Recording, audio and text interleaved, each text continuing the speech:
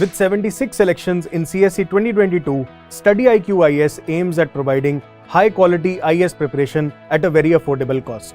हमारे P2I यानी कि prelims to interview 2024 live batch के साथ आप CSE एग्जाम की तैयारी कर सकते हैं with features like live classes, 1-to-1 mentorship, daily answer writing, success in prelims and mains crash course, 18 books across all subjects, interview guidance program, and the most unique feature, mains residential program, where Study IQ students clearing prelims 2024 will be called to Study IQ campus at no additional cost. Hello everyone, my name is Shubhatosh Sharma and I have secured All India rank 358 in UPSC CSE 2022. This was my third attempt and second interview, and finally I got fortunately I got selected into the Holy PDF. So through this video, इस video के माध्यम से मैं आपसे बात करना चाहता हूँ अबाउट ऑप्शनल प्रिपरेशन, जो कि मेरा political science and international relations था, जिसमें पेपर 1 में मैंने 140 मार्क्स सिक्योर किए हैं, पेपर 2 में 126 मार्क्स सिक्योर किए हैं. And last year because of मेरा ऑप्शनल ही सिलेक्शन नहीं हो पाया था. अनफॉर्चुनेटली लास्ट ईयर मुझे केवल ऑप्शनल में 210 मार्क्स मिले थे, जो कि वेल बिलो एवरेज थे. कोई भी पेपर हो, बी इट CS, ऐसे या ऑप्शनल, सबसे प्रायोरिटी है आपको पेपर पूरा करना है. आपको नहीं पता कि इवैल्यूएटर कॉपी में क्या देख रहा है, किसी को नहीं पता कि इवैल्यूएटर कॉपी में क्या चेक कर रहा है, तो पेपर पूरा करना तो मस्ट है, चाहे कोई भी हो, क्योंकि आप पेपर पूरा नहीं कर रहे हैं तो आप मार्क्स लूज़ कर रहे हैं. अनफॉर्चुनेटली मैंने दोनों साल पेपर पूरे किए थे, बट मुझे एक बात समझ में आई कि आप फॉर एग्जांपल पेपर 1 की बात करता हूँ मैं, तो पेपर 1 में आपकी मेमोरी टेस्ट होती है. पेपर 1 पार्ट 1A की बात करूँगा तो आपके फिलोसफर्स, थिंकर्स, आइडियोलॉजीज़ हैं. तो जब ये वाला पार्ट आता है तो इसमें आपकी मेमोरी टेस्ट होती है, because you need to remember कि एग्जैक्टली इन्होंने क्या कहा था. एग्जैक्टली अगर ये जो क्वेश्चन है, जैसे इस साल एक क्वेश्चन आया था कि बेसिस ऑफ पावर करके 10 मार्कर क्वेश्चन था, पहला ही क्वेश्चन में शायद D या C पार्ट था, तो बेसिस ऑफ पावर लिख के छोड़ दिया है ना. अब आपको पूरी थीसिस बिल्ड करनी है उसके ऊपर, तो आप कैसे करोगे. तो ये जो स्किल है आंसर राइटिंग की ना, ये भी इक्वली इंपॉर्टेंट है. और इसमें ना आपको ये याद होना चाहिए कि हाँ, किस फिलोसफर ने, किस थिंकर ने क्या कहा था, या क्या आइडियोलॉजी क्या कहती है, तभी आप इस क्वेश्चन को अप्रोच कर पाओगे. मैं एक क्वेश्चन का एग्जांपल देके आपको एक्सप्लेन करने की कोशिश करता हूँ. जब बेसिस ऑफ पावर मैंने देखा तो सबसे पहले मैंने पावर के बारे में बात करना चालू करी कि पावर क्या है, कि power is a central concept of any field of humanities, या फिर पावर जो है आपका वो सेंट्रल नर्व है पॉलिटिकल साइंस की. ठीक है, फिर पावर के बारे में बात करके आप फिर इसको लिंक करोगे अपने फिलोसफर से, थिंकर से, कि किसने क्या बोला है. अब यहाँ आपके डायमेंशंस, यहाँ आपकी थिंकिंग कैपेबिलिटीज टेस्ट होती हैं कि आप इसको कितना वाइडली लिंक कर सकते हो. फॉर एग्जांपल मैं आपको बताता हूँ कि मैंने इसको कैसे लिंक किया.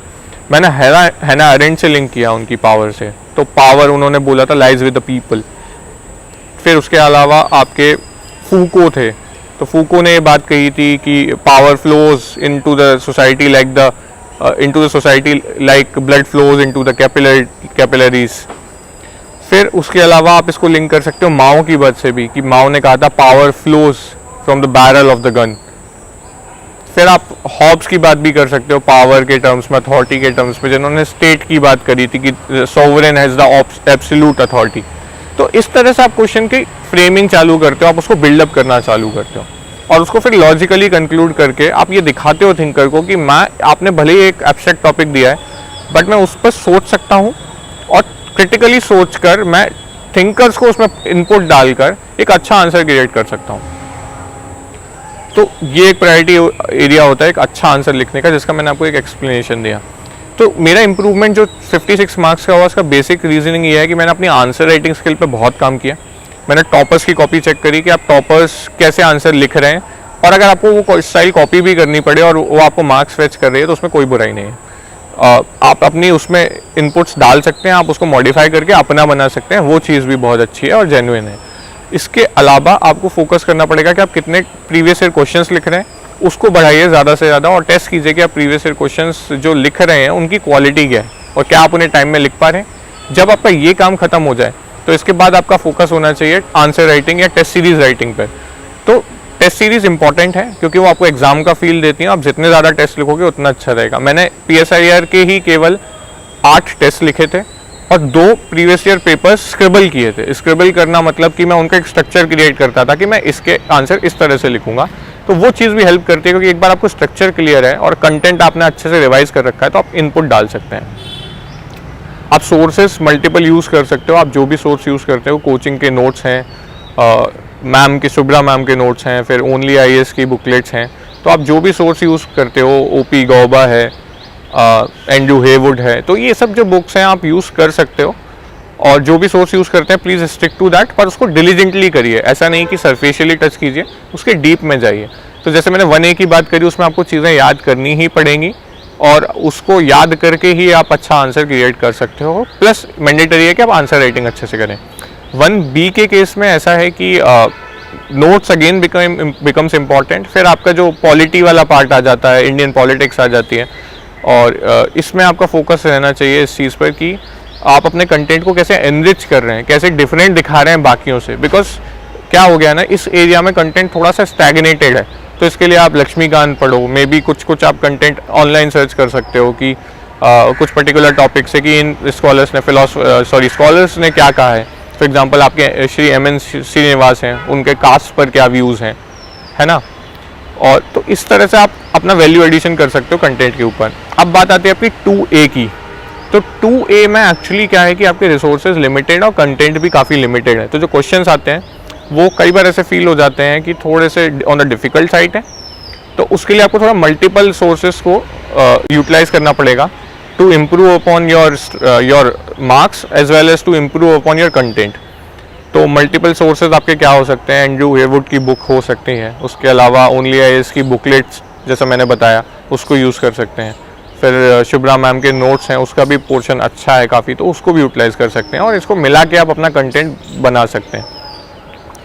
2B में स्पेसिफिकली जो मैंने फॉलो किया वो थी आपकी ओनली IAS की बुकलेट, क्योंकि वो हर साल अपडेट होकर करंट अफेयर्स के साथ बुकलेट देते हैं और कंसाइज बुकलेट बनाते हैं जो कि अच्छा कंटेंट प्रोवाइड करती है, तो आप उस बुकलेट को यूज़ कर सकते हैं, अपने नोट्स बना सकते हैं। एंड प्लीज़ शॉर्ट नोट्स बनाने पर फोकस करिए, क्योंकि शॉर्ट नोट्स क्या है ना, इतना बड़ा सिलेबस है पॉलिटिकल साइंस का, आप समझते हो कि कवर करने में बहुत टाइम लगता है, तो जब तक आपके पास शॉर्ट नोट्स नहीं होंगे ना, तो आप उस चीज़ को लास्ट मिनट रिवीजन या फिर लास्ट वीक रिवीजन नहीं कर पाओगे। तो इसलिए शॉर्ट नोट्स अटमोस्ट इंपॉर्टेंट है। तो जो भी UPSC की प्रिपरेशन कर रहा है एंड सीरियस है, उसे ऑप्शनल के शॉर्ट नोट्स ज़रूर रेडी रखने चाहिए।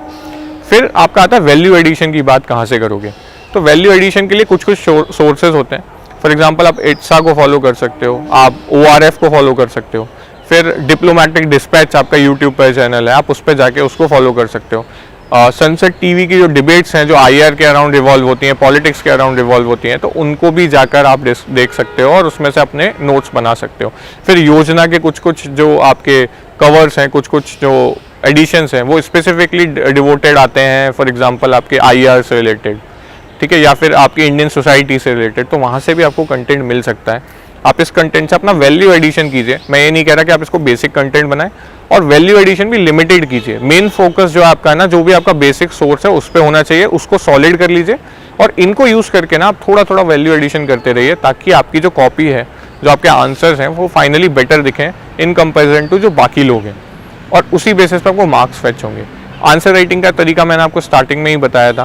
पेपर 1 में दे वांट कि आपको चीज़ें याद हों, आप अच्छे से चीज़ें कोट कर पा रहे हो, आप एक लॉजिकल थिंकिंग दिखा पा रहे हैं अपने आंसर में, क्रिटिकल थिंकिंग दिखा पा रहे हैं कि एक एब्स्ट्रैक्ट टॉपिक था बट मैंने उसको पूरा बांध कर एक अच्छा आंसर तैयार कर दिया। इन केस ऑफ पेपर 2 क्या होता है ना, स्पेसिफिकली 2B में बात कर रहा हूँ, वो आपका एनालिसिस मांगते हैं। उसमें ये नहीं है कि आपको चीज़ें कितनी याद हैं, आप किसी स्कॉलर को कोट कर रहे हो। स्कॉलर को कोट करना ठीक है, वो बात की एक एडिशनल डायमेंशन है, बट मेन फोकस आपका होना चाहिए कि आप एनालिसिस कैसे कर रहे हो, अपने आंसर में एनालिसिस कैसे दिखा रहे हो किसी चीज़ का। इंडिया जापान रिलेशंस हैं, तो आप उसमें एनालिसिस में दिखाओगे कि अभी कौन सा फेज चल रहा है, इससे पहले हिस्टोरिकल टाइज क्या थे, फिर अभी हम कौन सी लेवल तक की पार्टनरशिप साइन किए हुए हैं, कैसे रिलेशंस है, फिर आप geo strategic, geo economic, geo political relations की बात करोगे, फिर कंस्ट्रेंट्स की भी बात करोगे कि रिलेशनशिप में क्या कंस्ट्रेंट्स हैं। For example Asia Africa growth corridor है, तो वो फंक्शनल कितना हो पाया, नहीं हो पाया, रीजंस क्या हैं। फिर जो इंडिया और बायलैटरल रिलेशंस है, इकोनॉमिक रिलेशंस हैं, उसका जो आउटपुट है वो पोटेंशियल से कंपैरिजन में कम क्यों है, तो आप कंस्ट्रेंट्स की भी बात करोगे फिर। तो इसलिए जो आप एनालिसिस दिखाते हो वो बहुत इंपॉर्टेंट हो जाता है इस टाइप के क्वेश्चंस में। एंड आई बिलीव कि जब आपका कंटेंट सॉलिड है, आप आंसर राइटिंग प्रैक्टिस करते हो, आप प्रीवियस ईयर क्वेश्चन प्रैक्टिस करते हो और अपने टेस्ट सीरीज लगा के जाते हैं और क्रिटिकली सोचते हैं, तो अल्टीमेटली जो आंसर निकल के आता है वो अच्छा आंसर निकल के आता है, और यही यूपीएससी की डिमांड है. Also I would like to say this fact in between कि मैं आप लोगों का चाहता हूँ कि फोकस जितना रीडिंग पर रहे उतना ही आपका फोकस अपना content development plus answer writing पर रहे. एंड डीकेटी की टीम को आई वुड लाइक टू से thank you and extend my heartful gratitude, because ये प्लेटफॉर्म प्रोवाइड करा उन्होंने कि हम आपसे इस चीज़ों के बारे में बात कर सकें. और उनका जो चैनल है डीकेटी का, वो डिफरेंट टॉपर्स की स्ट्रैटेजीज आपके लिए लेके आता है, उनके इंसाइट्स लेके आता है डिफरेंट टॉपिक्स पे. तो आप उस चैनल को फॉलो करके भी इंसाइट्स ले सकते हैं, बाकी आपकी फील्ड से रिलेटेड, आपके ऑप्शनल से रिलेटेड या फिर जीएस से रिलेटेड और यूपीएससी की होलिस्टिक प्रिपरेशन से रिलेटेड. तो पीएसआईआर के लिए अल्टीमेटली मैं सम अप इसी चीज़ पे करूँगा कि आप फोकस करिए अपना कंटेंट बिल्डअप करने पे, अपने रिवीजन पे, क्योंकि जितना ज़्यादा आपका रिवीजन होगा, कंटेंट सॉलिड होगा, आप उतना अच्छा लिख पाओगे. क्रिटिकली सोचिए, लॉजिकली सोचिए और प्रैक्टिस करते रहिए आंसर राइटिंग, क्योंकि आंसर राइटिंग प्रैक्टिस अल्टीमेटली आपको गेम जिताएगा. And thank you DKT team for providing me this opportunity और प्लेटफॉर्म, ताकि मैं आपके साथ इस पॉलिटिकल साइंस की अपनी स्ट्रैटेजी को डिस्कस कर सकूं और आपसे बात करके अपने व्यूज़, अपना एक्सपीरियंस शेयर कर सकूं.